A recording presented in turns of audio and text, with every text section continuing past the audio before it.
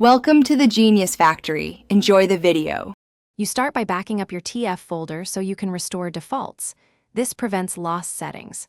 Next, pick the HUD package that matches your client and download the archive, then verify its contents include a folder named like HUD or TF.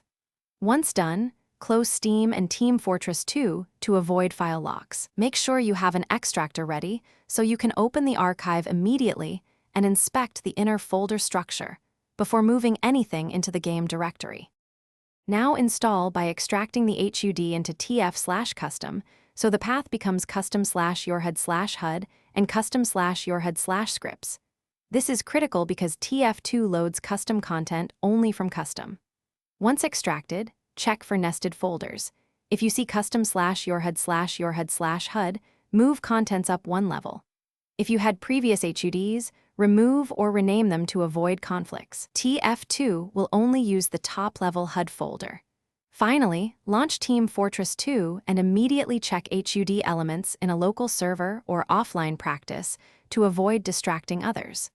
If items look off, adjust HUD settings or reinstall any fonts the HUD required. Incomplete installs commonly miss fonts and scripts. Make sure to clear any conflicting add-ons if things still break. One key troubleshooting tip: open the console and look for missing file errors. Those lines tell you which file path is wrong, so you can correct the folder structure or replace the missing file.